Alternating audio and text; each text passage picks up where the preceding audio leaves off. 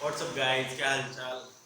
स्वागत है सभी का इस वीडियो में। और हम बात करेंगे ऑल अबाउट 10th के स्टूडेंट, क्या प्रॉब्लम होती है, क्या करना चाहिए, क्या सॉल्यूशन है, क्या करने से अच्छी पढ़ाई हो सकती है, क्या करने से परसेंटेज ग्रेस हो सकते हैं और पूरे साल भर में हमको क्या करना है। तो सबका एक डाउट क्लियर कर दूँ वीडियो स्टार्ट होने के पहले ही कि अगर आप सोच रहे होंगे कि आपका 10th में जाना मुश्किल है, पेपर सर अच्छे नहीं गए थे, सर मैं तो कुछ पेपर में फेल है, सीधा सीधा कुछ कर नहीं सका मैं, तो गवर्नमेंट ने उनको भी 10वीं में भेज दिया है। तो आपको सिर्फ यही करना है कि आपको साल भर में अच्छी पढ़ाई करके, जैसे आपके माँ बाप की, मम्मी पापा की जो कुछ भी इच्छा है कि मेरे बच्चे ने 60%, 70%, 80% जो कुछ भी लाना है, लाना अच्छा रहेगा आपके करियर के लिए, वो आपको सिर्फ इतना ही करना है। तो देखो, साल भर में 10 से 12 लाख बच्चे 10वीं के कक्षा में होते, तो उनमें से सब एकदम 70 से 80 हज़ार फेल होते हैं, बाकी सब पास हो जाते हैं। लेकिन पास होने में क्या मतलब, अगर आपका टारगेट बड़ा हो, आपको कुछ अच्छा करना है आगे जाके, तो आपको 50-60% से कुछ नहीं होगा। आपको कंपलसरी 80% तो मिनिमम लाने ही लाने हैं। और 80% कोई बड़ी बात नहीं है या कोई एकदम मुश्किल चीज़ नहीं है जो आप नहीं कर सकते या आपसे नहीं होगा। आपको सिर्फ पढ़ाई तो करनी है। क्या क्या ये प्रॉब्लम क्या है उसमें, कर सकते हो आप। ऐसा मन में ठान लो, हार नहीं माननी अपने को। जो कुछ भी है हम कर लेंगे, कोई प्रॉब्लम नहीं। अगर हमसे नहीं होते तो दोस्त लोग सब मिलके, 4-5 जन मिलके करेंगे, प्लान करेंगे अच्छा सा, डेली रूटीन बनाएंगे जिससे हम अच्छे मार्क लाएंगे और 80% तो मिनिमम ला ही सकते हैं। तो स्टार्टिंग में ही बता दूँ वीडियो के कि देखो, अभी आप ऑलरेडी 1-1.5 महीना तो लेट हो चुके हो, क्योंकि लॉकडाउन की वजह से क्लासेस बंद है, स्कूल बंद है। जो कुछ भी आपको करना है सिर्फ घर बैठ के पढ़ाई करनी है। और आप, ऐसा तो नहीं है कि आप 2-3 बार 10वीं में बैठ चुके हो जो आपको मालूम होगा कि क्या पढ़ाई करनी है, कैसे पढ़ाई करनी है। तो ये वीडियो आपके लिए ही है। और इसके बाद बेसिक ऑफ साइंस और बेसिक्स ऑफ मैथ्स, ये दो वीडियो आपको मिल जाएगी, जिसके वजह से आप साइंस और मैथ्स में जो कुछ भी बेसिक है वो आप सीख जाओगे। बेसिक करना क्यों इम्पोर्टेंट है, तो ये बता दूं कि आप जब बेस अच्छा होगा आपका, तो आपका आगे जाके जो कुछ भी पढ़ाई करनी है या आप करोगे, वो सब आपको अच्छे से याद हो जाएगा। अगर आपका बेस इनकम्प्लीट रहता है, आपको कुछ डाउट रहता है, तो उधर ही आप फेल हो जाओगे, क्योंकि आपको आगे का कुछ आएगा नहीं। तो ठीक है, पूरी वीडियो देखना, स्किप मत करना और ध्यान देना। तो अगर जैसे मैंने बताया, आप 2 महीना लेट हो चुके हो, आपके 2 महीने जा चुके हैं, क्योंकि अप्रैल में और मई में बहुत सारा पोर्शन कॉलेज कवर कर लेता है, स्कूल कवर कर लेती है, और क्लास जो कुछ भी आप जाते हो वो पूरा कवर कर लेता है। लेकिन अभी होगा क्या, सब 2 महीने बाद चालू हो रहा है, तो बहुत दिक्कतें बढ़ने वाली है। और ये दिक्कत कम करने के लिए ही हम ये वीडियो लेक्चर चालू कर रहे हैं। तो देखो, अभी मई चालू हो गया है, 10 दिन गए नज़दीक, 10 से 12 दिन तो जाएंगे ऐसे ही। और बाकी के दिन में अभी क्या करना है आपको, जून आएगा, जुलाई, अगस्त, सितंबर, अक्टूबर, नवंबर, दिसंबर, मतलब आपके हाथ में ज़्यादा से ज़्यादा 7 से 8 महीने रहने वाले, जिसमें गणपति वैकेशन आएगा, उसके बाद दिवाली आएगी, आप गरबा तो खेलने जाओगे, उसके बाद दिवाली वैकेशन आएगी, वैकेशन, वो वैकेशन के बाद क्रिसमस वैकेशन आएगा। और ये वैकेशन में आप पढ़ाई तो नहीं करने वाले, ये हमको भी पता है, आपको भी पता है। लेकिन अभी ये सोच लो कि आप एक साल मज़ा नहीं करोगे तो आगे के साल अच्छे जाएंगे। You mean, I mean what, कि आपको अच्छे से पढ़ाई करनी है। एक साल थोड़ा हम कम खेलेंगे, कम बाहर घूमेंगे, जिसकी वजह से हम ज़्यादा से ज़्यादा पढ़ाई कर सकते हैं। और पढ़ाई करने से हमारा परसेंटेज भी मिल जाएगा, जितना चाहिए उतना। तो जो भी आपकी सोच है, तो एक सिंपल फॉर्मूला है, जितना आपको परसेंटेज लाना है उतना आपको पढ़ाई के लिए टाइम देना होगा। आप ये मत सोचना कि हम आइंस्टाइन जैसे हमारे पास दिमाग है, हम 2 घंटे में बहुत सारा परसेंटेज निकाल लेंगे, ऐसा नहीं हो सकता। तो आपको करना सिंपल है कि ये, आपके पास दिन में 24 घंटे होते हैं, तो 24 घंटों में से आप 8 घंटे सो जाओगे, ठीक है। 6 घंटे की स्कूल होती है, 3 घंटे हम ऐसे रहते हैं, आपको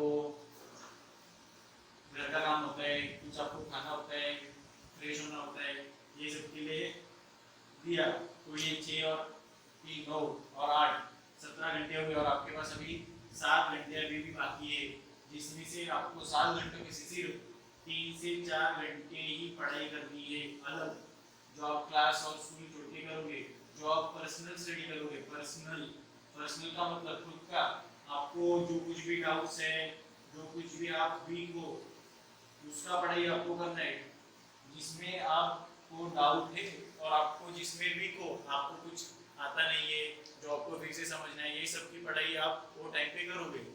तो एक फॉर्मूला याद रखना, जितना आप टाइम दोगे पढ़ाई में वो परसेंटेज के प्रोपोर्शनल है। परसेंटेज जितने भी आपको लाने, अगर आप दिन में से 20% ही टाइम देते हो पढ़ाई के लिए, तो ये मत समझना आपको 90% मिल जाएंगे, ठीक है।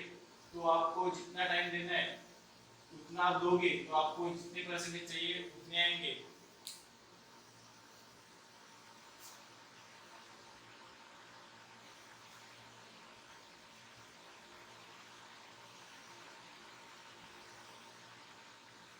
तो ठीक है, तो देखते हैं आगे हम कैसे पढ़ाई करेंगे। तो देखो इंग्लिश में क्या होता है, ग्रामर हार्ड होता है, बाकी तो आप रीड करके कर सकते हो। तो ग्रामर में जो कुछ भी आएगा उसके आपको पढ़ाई करनी है। सेम फॉर मराठी हिंदी, आपको इंग्लिश मराठी और हिंदी तीनों का भी ग्रामर ही हार्ड जाएगा। बाकी तो आप रीड करके पोएम या कुछ लेसन्स हो गए वो तो आप रीड करके भी समझ सकते हो। और उसके बाद आएगा हिस्ट्री, ज्योग्राफी, मैथ्स और साइंस। तो मैथ्स और साइंस के लिए आपको कंपलसरी 7 दिन में से 3 दिन तो देने ही देने हैं, जिसमें मैथ्स ही आपका 1.5 से 2 दिन कवर अप करना चाहिए। तो आपको जितना भी पूरे वीक में सिखाया जाएगा उसमें से आपको 2 से 3 दिन आपको सिर्फ मैथ्स की प्रैक्टिस करनी है, जिसकी वजह से आपको बोर्ड में अच्छे मार्क आ सकते हैं।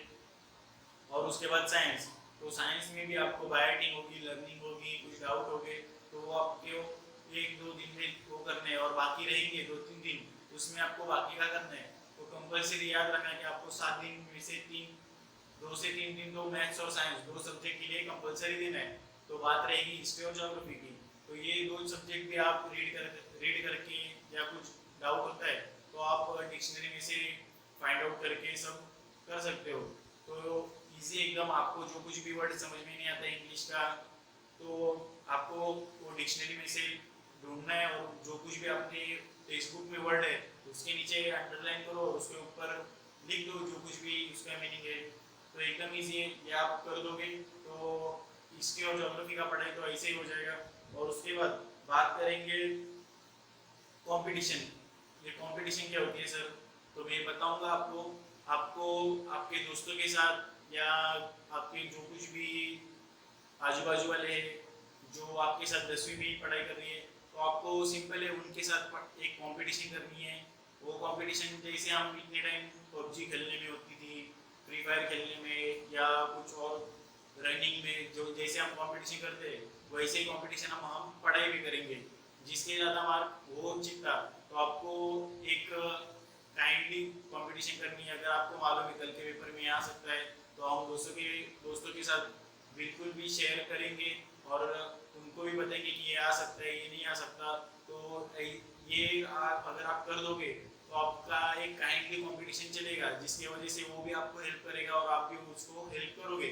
तो ये कंपटीशन में होगा क्या कि आप अगर आपको पढ़ाई के लिए मन नहीं होता फिर भी आप पढ़ाई करोगे, और पढ़ाई करने की वजह से आपका कंपटीशन भी अच्छा चलता रहेगा, और कंपटीशन चलने की वजह से आपका परसेंटेज भी निकल सकता है अच्छा। तो ठीक है।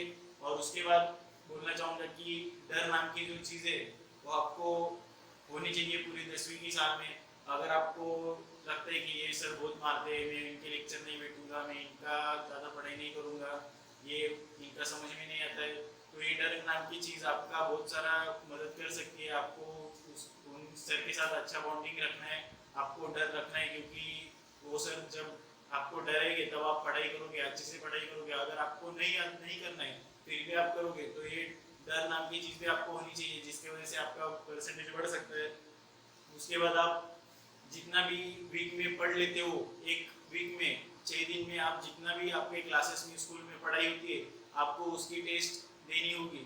तो आप घर में भी कर सकते हो, आपके क्लास में आइडिया बता दो कि सर आप जो भी 6 दिन में पढ़ाया जाता है उसमें से जो कुछ भी इम्पोर्टेंट पार्ट है, इम्पोर्टेंट टॉपिक है जो ज़्यादा करके पेपर में आता है, रिपीटेड होता है, तो सर आप ये कर दो कि रेगुलर टेस्ट क्लास में रख दो, तो उसके वजह से आप रेगुलर टेस्ट भी दोगे, रेगुलर पढ़ाई होती रहेगी, रेगुलर रिवीजन होती रहेगी, जिसके वजह से आप अच्छे से पढ़ाई कर सकते हो, मार्क इंक्रीज होंगे। और उसके बाद जो क्लास में या स्कूल में लास्ट के 2-3 महीने में जो भी प्रीलिम्स वगैरह होती है, उसकी वजह से होता क्या है, आपका परसेंटेज उधर ही दिख जाता है। जैसे हम बोलते हैं कि अगर कोई भी बड़ा लक्ष्य देखना है, कुछ भी बड़ा लक्ष्य हमको अचीव करना है, तो हमको छोटे से स्टार्टिंग करनी पड़ती है। वैसे ही आपके परसेंटेज जो कुछ भी प्रीलियम में आएंगे वो आपके परसेंटेज बता देंगे। स्कूल में और क्लास में भी 4 से 5 प्रीलियम तो होती है, तो आप जितना भी ये प्रीलियम में रिपीट करोगे, जितना भी आप लर्न करोगे, जितना आप रिपीट करोगे, बाय करोगे, वो अच्छा रहेगा। आपको रिपीटेड रखना ही है, जिसकी वजह से जो कुछ भी डाउट्स है वो कम हो जाएगी, आपके दिमाग में सब कुछ बैठना चालू हो जाएगा और आपको अच्छे मार्क आ सकते हैं। तो एक इम्पोर्टेंट बात, आपको पढ़ाई से छुट्टी नहीं रखनी है।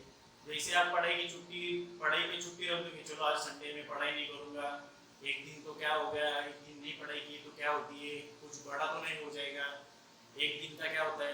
तो आपको अच्छे परसेंटेज लाने, तो बूंद बूंद जैसे बूंद बूंद से सागर बनता है, वैसे ही आपको छोटे छोटे पार्ट, छोटे छोटे मार्क्स आपको बड़े मार्क्स में तब्दील कर देंगे। तो आपको ये नहीं सोचना है कि एक हॉलीडे मारने से क्या होता है, एक दिन स्कूल नहीं जाऊंगा, सो लूंगा, थोड़ा स्ट्रेस कम हो जाएगा, तो ऐसा नहीं करना है। आपको पढ़ाई करते रहनी है। आप दिन में चाहिए तो जो आप मैंने अभी बताया था कि आपके पास 6 से 7 घंटा बाकी रहता है, जिसमें आप 3 से 4 घंटा पढ़ाई करनी चाहिए, तो उसमें 7 घंटे में से भी तो 2-3 घंटा बाकी रहता है। वो टाइम में आप थोड़ा चाहिए तो खेल सकते हो।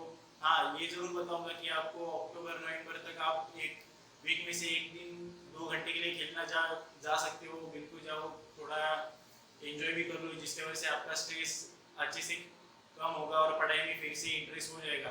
तो यही मैं कहना चाहता था कि आपको अच्छे से पढ़ाई करनी चाहिए और अच्छे से मार्क्स लाने चाहिए। जो अपने मम्मी पापा की जो कुछ भी इच्छाएं अपने से वो आप करोगे, ये मैं आपसे समझता हूँ। और आपको बताना चाहूँगा कि आप एक पूरे साल में ये सब करने के लिए आपको फिट भी रहना है। तो फिट रहने से आप फिजिकल भी फिट रहोगे, मेंटली भी फिट रहोगे, और ये फिट रहने की वजह से आपको मे भी कोई भी साल भर में कोई प्रॉब्लम नहीं होगी, जिसकी वजह से आप कोई पीछे पढ़ाई से पीछे कदम लेना पड़े, ऐसा नहीं होगा। आप फिट रहोगे तो अच्छे से रहोगे।